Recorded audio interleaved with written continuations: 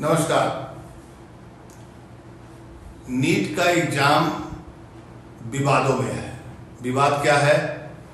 कुछ छात्रों को अचानक ग्रेस मार्क्स दिए गए। ग्रेस मार्क्स मतलब जितना नंबर था उसमें कुछ नंबर बढ़ा दिए गए और इससे रैंकिंग प्रभावित हुई। छात्र जब पूछे एनटीए से, जो इस एग्जाम को कराती है, जिसका नाम है नेशनल टेस्टिंग एजेंसी, तो वो चुप्पी साध देती है।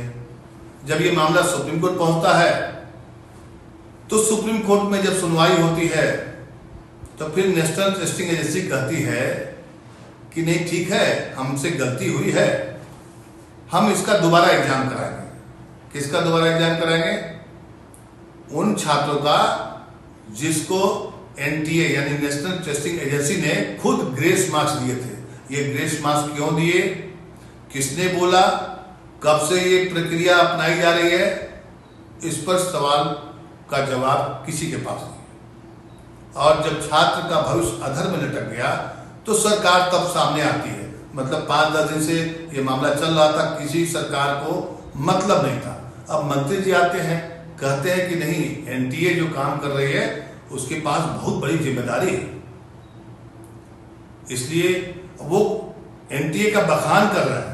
ये नहीं बता पा रहे हैं मंत्री जी, धर्मेंद्र प्रधान जी, कि एनटीए जो ये एग्जाम करा रही थी, कहां से किसने ये आइडिया दिया कि जो छात्र समय पर जो जहां पर लेट से एग्जाम हुआ था उन्हीं छात्रों को ग्रेस मार्क्स दिए गए।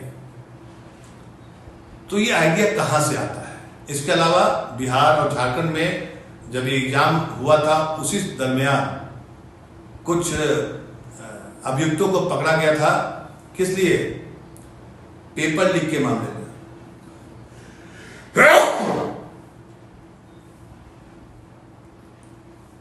उनको पकड़ा गया था किस लिए?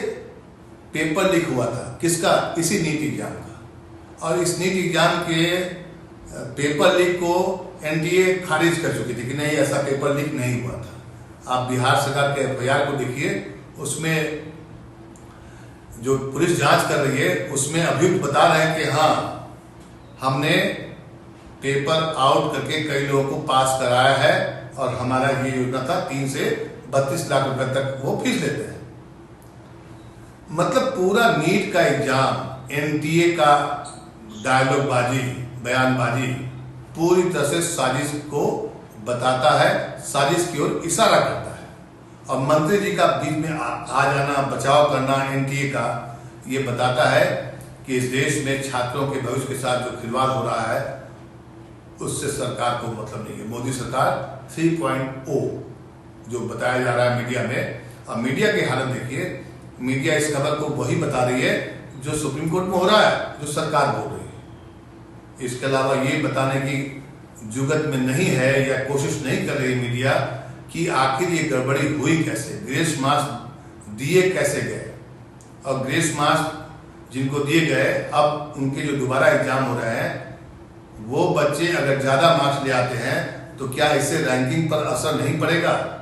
तो क्या ये गड़बड़ धारा नहीं है एनटीए का? और इस बार 24 लाख बच्चे का भविष्य अधर में नहीं पड़ जाएगा, या इससे प्रतिकूल असर नहीं पड़ेगा बच्चों पर और उनके गार्जियन पर? क्योंकि ये एग्जाम ऐसा है जिसमें बच्चे तो मेहनत करते ही करते हैं, गार्जियन भी कम मेहनत नहीं करते हैं।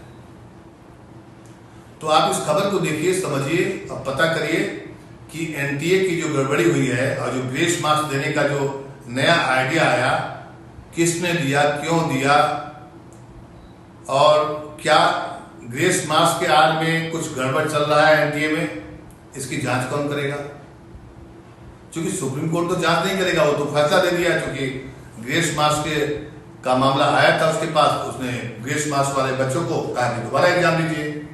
अब सुप्रीम कोर्ट तो ये तय नहीं करेगा कि किसकी रैंकिंग कितनी आ गई या किसी बढ़ी। बहुत गड़बड़ जा रहा है। और शिक्षा मंत्री धर्मेंद्र प्रधान का बयान बड़ा सोचनीय है कि क्या हो गया है इस देश के हुक्मरानों को, कि छात्रों का भविष्य, छात्र सड़क पर हैं और जो सत्ता में बैठे लोग हैं, मंत्री टाइप के लोग और एनटीए के बड़े बड़े अधिकारी, वो कह रहे हैं कि कहीं कोई गड़बड़ नहीं हुआ है। अब कौन सच बोल रहा है, अगर आपको समझना है तो आप सड़कों पर देखिए, आपके शहरों में, राज्य की राजधानियों में हर जगह नीट के बच्चे या उनके समर्थन में आंदोलन हो रहे हैं, पथराव हो रहा है, उस पर आंसू गैस छोड़े जा रहे हैं। कई जगह आप वीडियो देख सकते हैं। मीडिया में ये खबर नहीं दिखाई जाएगी, लेकिन सोशल मीडिया पर आप जाकर देखिए, आपको मिलेगी खबर कि छात्र सड़क पर है और सरकार जो है बचाव कर रही है एनडीए का। नमस्कार।